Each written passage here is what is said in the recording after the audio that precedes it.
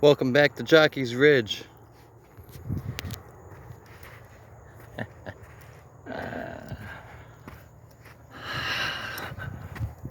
One of the main reasons I had to come back to OBX. Had to come back here at all costs. And she hasn't let me down at all. Just as spectacular and magnificent as I remember.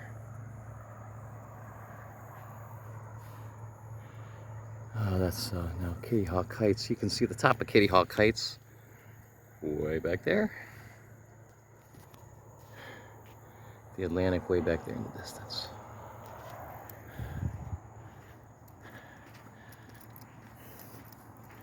May not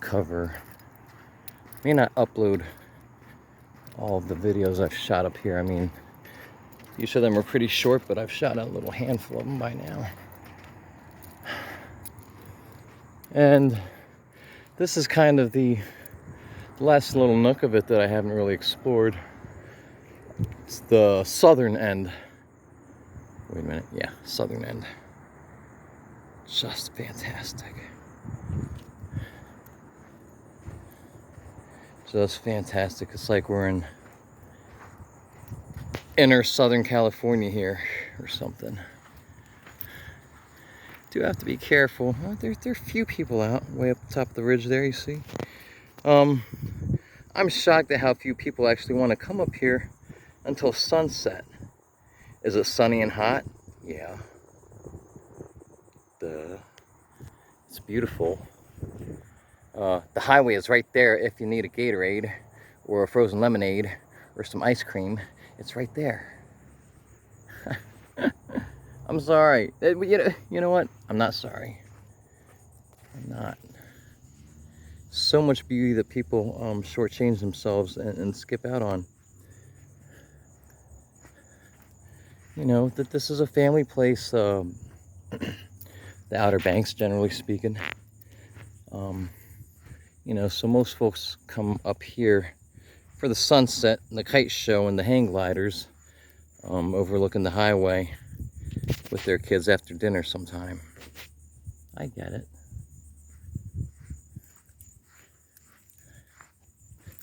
But, you know, they almost act as if this park is closed until 6 p.m.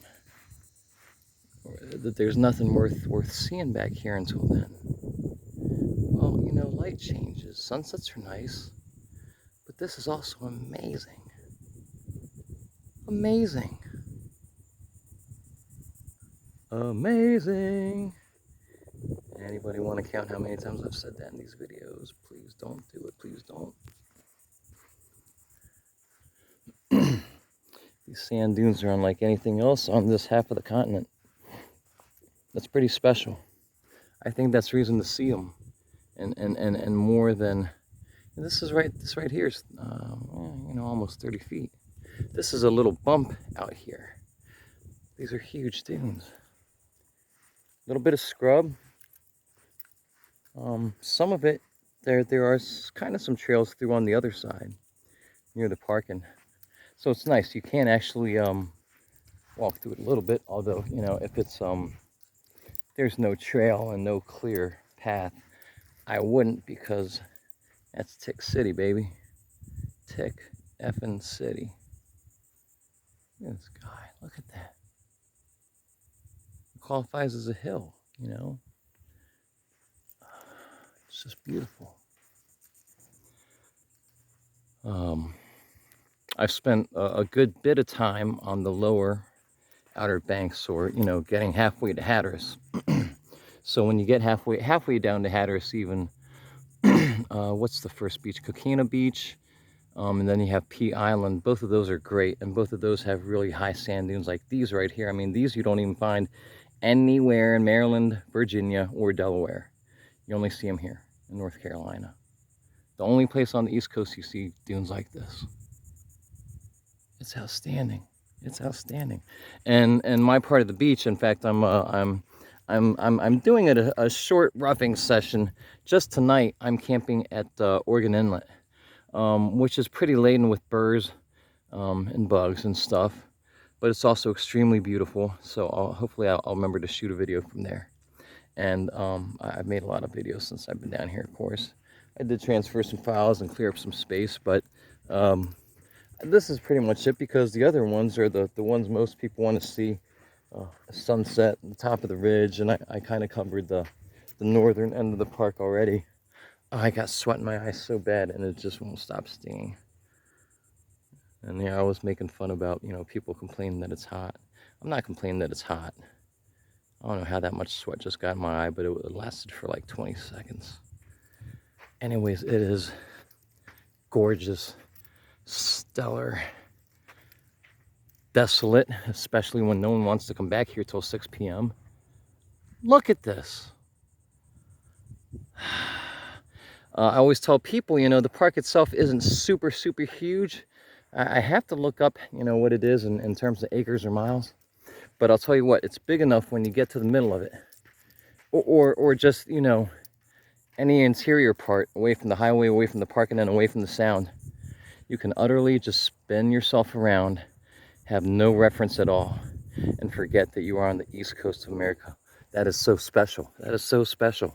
If you've never made this trip, it's 5 to 7 hours from Baltimore and Washington, depending on traffic.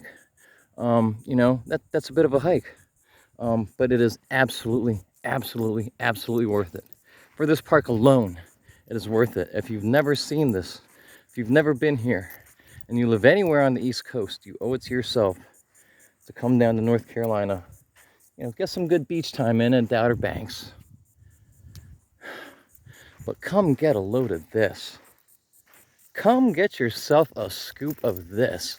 I've spent not almost as much time here as I've spent at the beach, but this is at least my, I don't know, 4th trip in 4 days. I feel like 1 or 2 of the days I was here, more than once, maybe not. Maybe my memory's playing jokes with me, but look at this. Where am I? Where am I? Is this Nevada? Is this the interior of Southern California? Another country? Nope. Nope. Being down on us still. Sunset's a couple hours away. I've already shown another video, but just over these hills is the Sound. I feel like the park is maybe 1.5 miles long by 1 mile wide. It's hard to say. Anyways, 8.5 minutes. Bye. See you in the next one.